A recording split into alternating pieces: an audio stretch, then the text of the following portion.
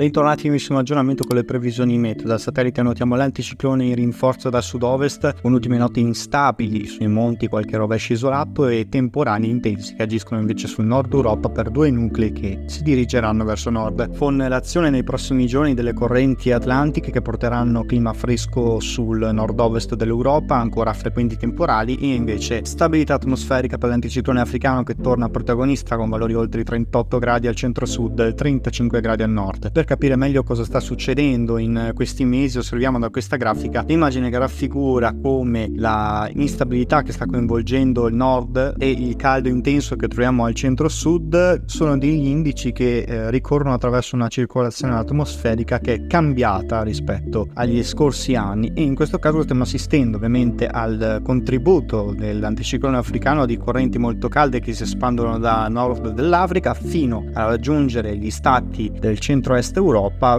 portando quindi una forte ondata di caldo e di conseguenza clima più secco, temperature molto sopra la media, e invece i forti contrasti che come vedete sono ben evidenti tra la Spagna, la Francia, la Germania e il nord Italia. Qui i forti contrasti perché? Perché vi sono degli scontri tra le correnti nord atlantiche con l'effetto dell'anticiclone nordafricano. Implica cosa questo? Implica il rischio di eventi estremi e quindi di grandinate di medio-grosse dimensioni e un'elevata probabilità di temporali disastrosi. Questa espansione riguarda un fenomeno noto nel mondo della meteorologia, che è l'espansione della cella di Hadley. Questo implica che l'aria calda dalle regioni tropicali occupi una maggiore porzione di spazio, influenzando anche l'Europa meridionale. Di conseguenza questa espansione porta a lunghi periodi secchi come quello che sta succedendo al centro-sud, dove lì la fase, soprattutto sulla Sicilia, è molto critica dal punto di vista delle precipitazioni. Discorso diverso al nord, dove in questi mesi vi sono state molte piogge e eventi meteo davvero molto estremi. Da segnalare tra l'altro l'anticiclone dell'Azor che si è ritirato verso l'America, quindi non avendo l'anticiclone azoriano non abbiamo delle termiche in media col periodo. Insomma, un po' quello che accadrà la prossima settimana. Di nuovo saremo in compagnia di un caldo nuovamente intenso. Rinforza l'anticiclone da sud-ovest, porta quest'aria molto calda di matrice nordafricana da sud-ovest, dal Nord Africa verso il resto dell'Italia. Lunedì sarà decisamente molto calda, temperature in aumento sulla Val Padana anche oltre 35 gradi, soprattutto sulla Romagna, al centro 36 gradi, valori superiori invece sul Tavoliere delle Puglie, il Materano e il Salento fino a 40 gradi, valori decisamente estremi per il periodo. Si nota appunto l'ingerenza di questo anticiclone africano con la stabilità su tutta quanta l'Italia, mentre questo piccolo nucleo instabile sempre sulla Gran Bretagna che porta delle correnti umide atlantiche che potranno favorire la nascita di qualche temporale isolato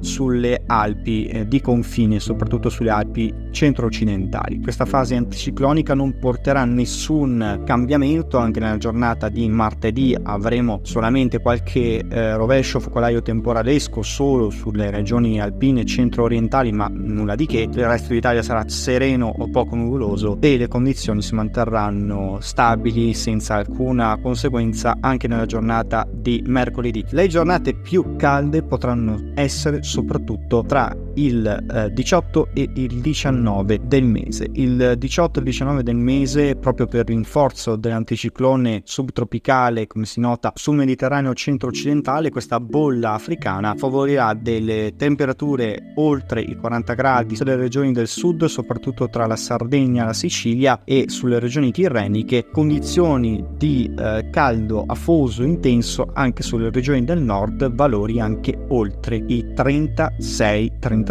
gradi. Insomma, veramente termiche davvero notevoli per il periodo. Un possibile cambiamento per questa lunga ondata di caldo è atteso attorno al 20-21 del mese. Dopo il 20 del mese sembrano spuntare scenari di instabilità provenienti dai quadranti nord-occidentali, potrebbero ritornare delle correnti atlantiche, ma ricordiamo sempre favorevoli le regioni settentrionali, non ancora quelle meridionali, quindi attenzione che questa lunga ondata di caldo potrà continuare anche fino alla fine del mese per le regioni del centro-sud. Ancora non si intravedono svolte significative dal punto di vista delle precipitazioni per le regioni meridionali, ma per maggiori dettagli vi daremo ovviamente i consueti prossimi aggiornamenti meteo.